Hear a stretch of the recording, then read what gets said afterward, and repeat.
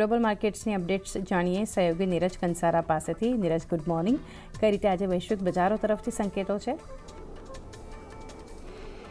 જી good morning. અને વૈશ્વિક બજારોથી સંકેતો આજના દિવસે થોડાક સારા મળી રહ્યા છે, પરંતુ શુક્રવારે સાંજે જે સંકેતો હતા એની સામે તો ખાસા એવા નબળા પડ્યા છે। સૌથી પહેલાં વાત કરી લઈએ તો શુક્રવારના દિવસે જુઓ એ બહુ સારી તેજી આપણને અમેરિકાના બજારોની અંદર ખાસ કરીને જોવા મળી હતી। ક્લોઝિંગ સમયે ઓલમોસ્ટ નાસ્ડેક તમને 0.5%, ડાઉ જોન્સ લગભગ 0.5%, S&P 500માં પણ એક સારી તેજી સાથેનું 0.25%ની તેજી સાથેની આપણને કામકાજ થતું જોવા મળ્યું હતું। હવે શુક્રવારના દિવસે ખાસ કરીને અમેરિકા અને ઈરાન તરફથી ફરી પાછી એક વખત વાતચીત થાય, મધ્યસ્થી થાય, સીઝ ફાયર થાય, એ બધા અને સ્ટ્રેટ ઓફ હોર્મુઝ બધા માટે ખુલ્લું મૂકી દેવાના સમાચાર આવ્યા અને ત્યારબાદ આપણને ક્રૂડની અંદર એક બહુ મોટો ઘટાડો આવતો જોવા મળ્યો તો દરેકે દરેક માર્કેટમાં તેજી હતી, પરંતુ ત્યારબાદ ફરી પાછી એક વખત ટ્વીટ અને સમાચારોના વહેણ આવતા થયા, જેને લઈને અત્યારે આપણને થોડીક શુક્રવારની સરખામણીએ આપણને બજાર થોડાક ઓછા મજબૂત સાથે ખુલે એવા સંકેત મળી રહ્યા છે।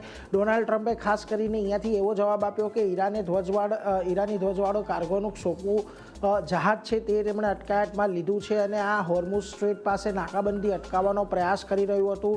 ટ્રમ્પે ટ્રુથ સોશિયલ પર જાહેરાત કરી છે અને કહ્યું છે કે જહાજ અમારી કસ્ટડીમાં છે, અમે તપાસ કરી રહ્યા છીએ।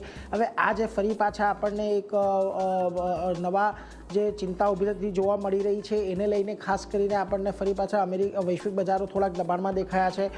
ડોનાલ્ડ ટ્રમ્પે ગઈકાલે એવું નિવેદન આપ્યું હતું કે શનિવારે હોર્મુઝ સ્ટ્રેટમાં ગોળીબાર ઈરાને કર્યો હતો, પ્રતિબંધો કે તેમણે એવું પણ કહ્યું હતું કે યુએસના પ્રતિનિધિઓ ઇસ્લામાબાદ જઈ રહ્યા છે। સોમવારે સાંજે એટલે કે આજે વાટાઘાટો થશે। ઈરાન દ્વારા હોર્મુઝ સ્ટ્રેટ પર બંધ કરવાની જાહેરાત વિચિત્ર છે એવું તેમણે કહ્યું હતું।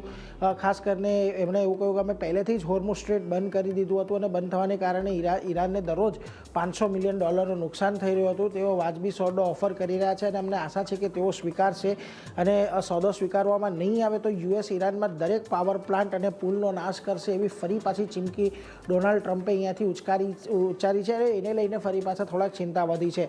તો બીજી તરફ ઈરાને પણ ટ્રમ્પને જવાબ આપ્યો છે। એમણે કહ્યું છે કે ઈરાન પર યુએસએ નાકાબંધી એક કરારનું ઉલ્લંઘન છે અને ગેરકાયદેસર અને ગુનાહિત પ્રવૃત્તિ છે। આ નાકાબંધી જે છે એ સંયુક્ત રાષ્ટ્ર એટલે કે UN ચાર્ટરનું પણ અહીંયાથી ઉલ્લંઘન થતું દેખાઈ રહ્યું છે, એટલે ખાસ કરીને એને લઈને પણ ફરી પાછી આપણને થોડીક ઘર્ષણ વધતું દેખાઈ શકે છે। જોકે IRNA ન્યૂઝ એજન્સી, ઈરાનની ન્યૂઝ એજન્સી છે, એમના દ્વારા ફરી પાછું નિવેદન આવ્યું છે કે શાંતિ મંત્રણાના બીજા રાઉન્ડમાં ઈરાને ભાગ લેવાનો ઇનકાર કરી દીધો છે। વોશિંગ્ટનની જે માંગણીઓ છે વધુ પડતી છે અને વલણમાં વારંવાર ફેરફાર થઈ રહ્યા છે, જેને કારણે ફરી એક વખત અહીંયાથી આ વાતચીતની અંદર તેઓ ભાગ નહીં લે એવા સમાચાર આવી રહ્યા છે અને જો એ ભાગ નહીં લે તો આ પરિસ્થિતિ અત્યારે છે વધુ વણસી શકે છે, એ પ્રકારની અત્યારે આપણને સંકેતો દેખાઈ રહ્યા છે।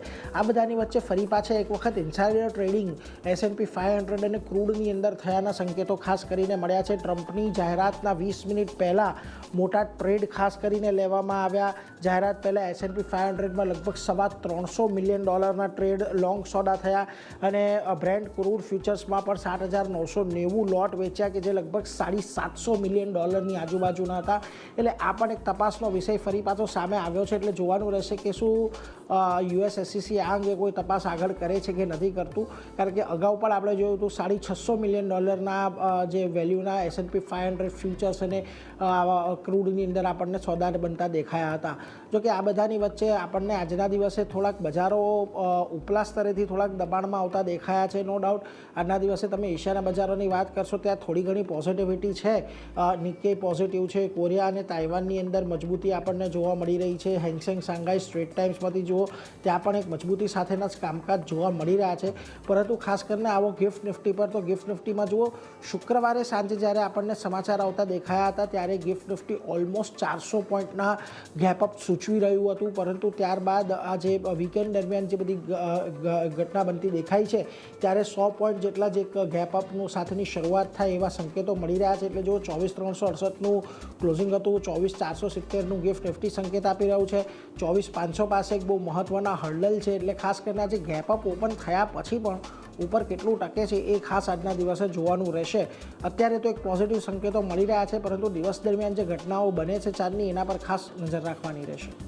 જી નીરજ, આભાર આપનો આ સમગ્ર માહિતી માટે। તો